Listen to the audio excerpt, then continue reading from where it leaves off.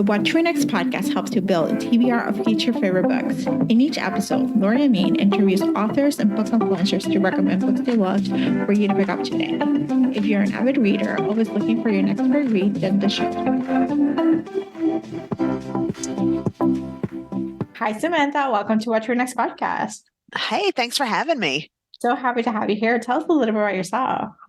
Oh my goodness, I am a writer of contemporary romance that is hotter than sweet, sweeter than hot. It's a lengthy tagline, but it really sums things up. It does.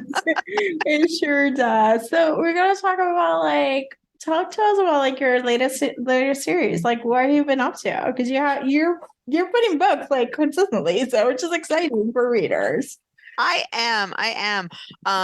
We just finished up my Band on the Run series back in March.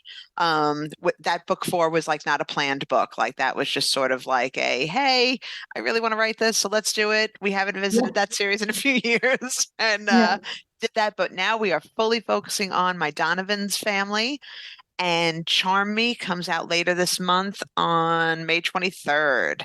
Yeah. So talk to us about the Donovan series. What should readers expect from it?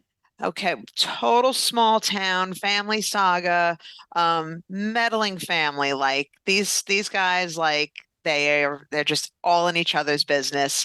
And this book is brother Jamie Donovan and baby on the doorstep. He's the charming one in the family. He's the little schmooze and everything. And he wakes up one day and there's a baby on the doorstep. And more will be real. More will be real. So, gotta talk about a latest, the newest thing is Kobo Plus, which your books are available on it. So, can you talk to us about that, at that service, and why we should look for your books there, other than buying them and in our favorite bookseller,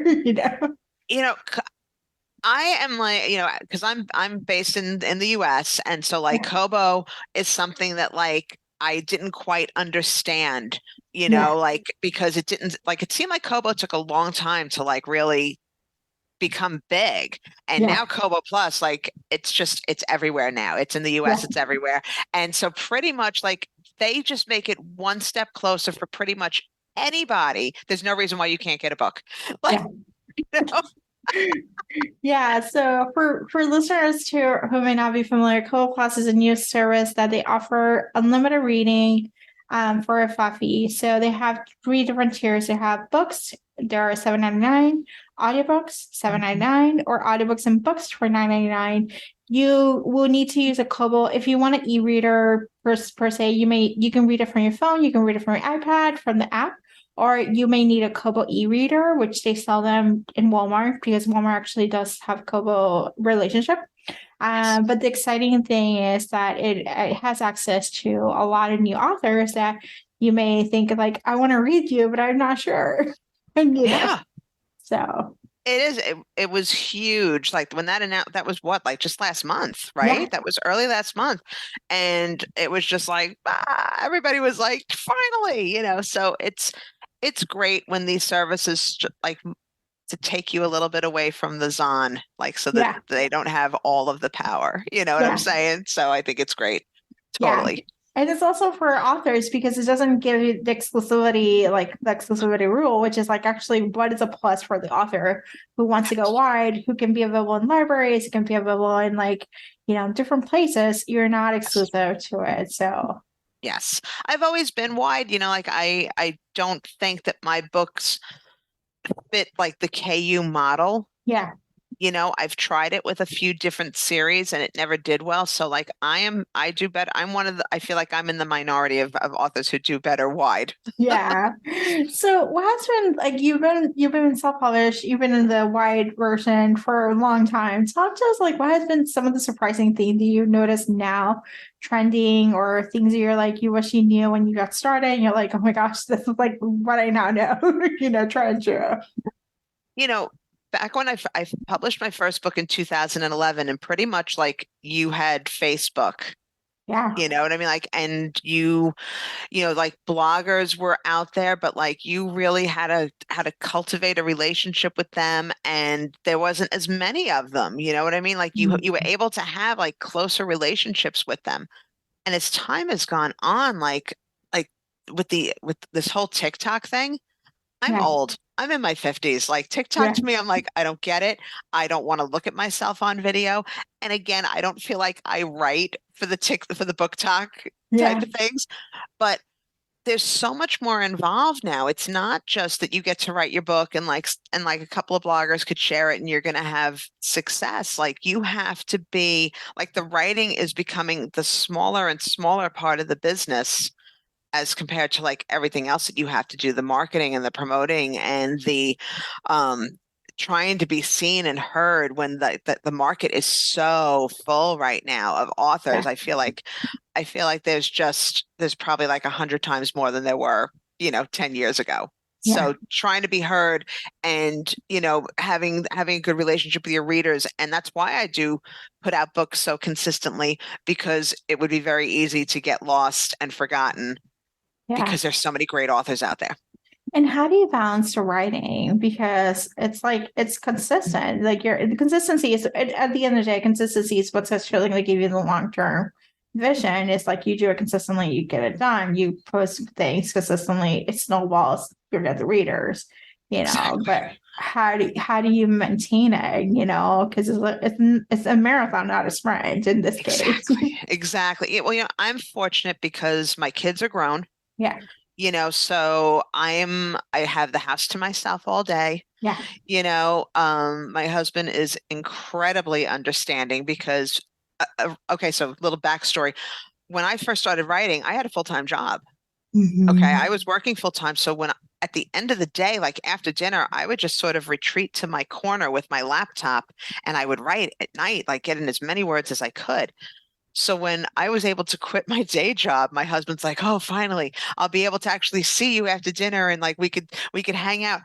My brain still works better writing at night. So I have all day to myself and yet I write better at night. And it's the phase of life right now. Like we are, we don't have other commitments. We don't have kids in school or sports or anything like that. So, unless we have something that we want to do, I can write whenever I want. I don't have restricted hours. Yeah. So, and I'm not as disciplined as you would think. Mhm. Okay, like there are days like that sometimes there are weeks where there's not a word that goes on the page. Yeah. But then there are other days that I could write 10,000 words. Yeah.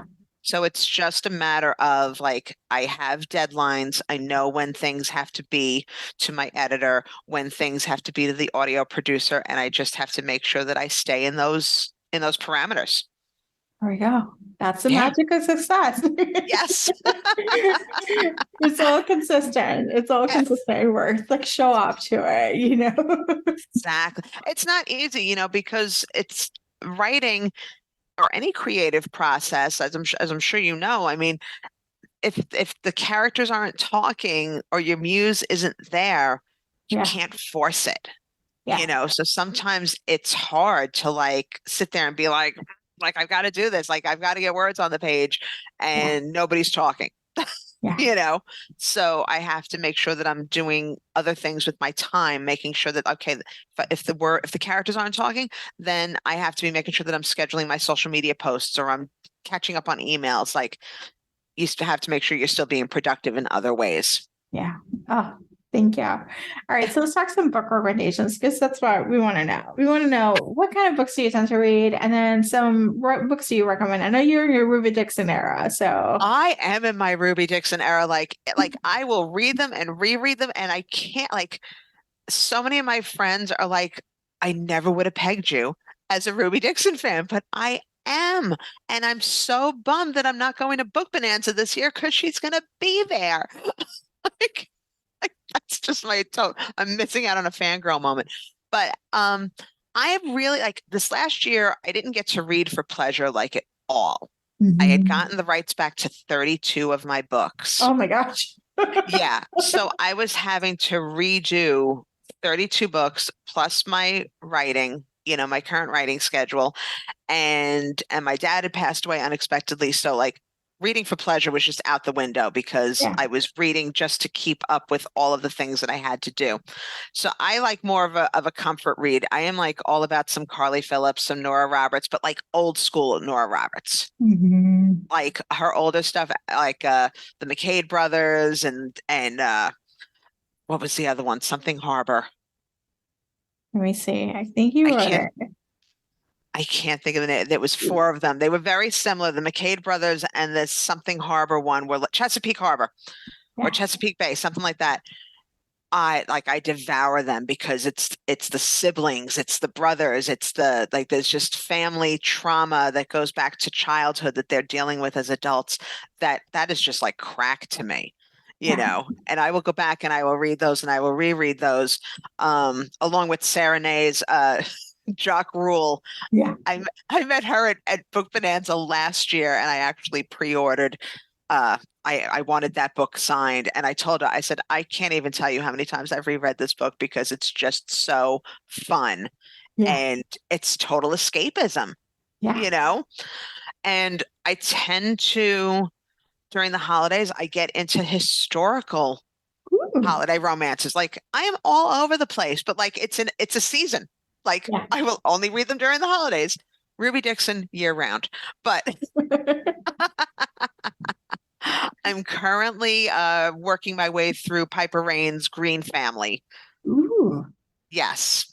And a bunch of us were discussing it at a Polycon this weekend. Like it's harder now Yeah. reading contemporary romances for me because I think like I've been doing this so long, like I find I don't relax and enjoy it as much. I think my author brain Yeah. kicks in a little too much, and maybe that's why I gravitate more towards the Ruby Dixon Yeah. or to Sarah's because it's different than what I read. Yeah. I think, sometimes you just need a break. You're not thinking about like the structure, or like what is the character motivation, what is going to happen, expecting this twist, expecting this stuff. There's a Exactly. different level of writing. There's a different level of reading than there's reading for pleasure, where it's like just getting engrossed in the story that you're never gonna write, and you're just like down for the Yes. oxytocin. Yes. There is you know what? I was a reader long before I was a writer, and like I fangirl. I Yeah. still like I get excited about certain books, and I just wish I had more time to enjoy it like I used to. I love this. Samantha, tell us where you can find you online. You could find me on Instagram at Samantha Chase Romance. My Facebook is Samantha Chase Fan Club. My website is chasing-romance.com. Thank you, Samantha, for being on the show. Thank you. Thanks for having me. If you enjoyed this podcast, feel free to share with friends, subscribe, rate, and review the show. This is the easiest way to support the podcast. For a list of books mentioned and other book recommendations, please visit whattoreadnextblog.com. Thank you so much for listening and happy reading.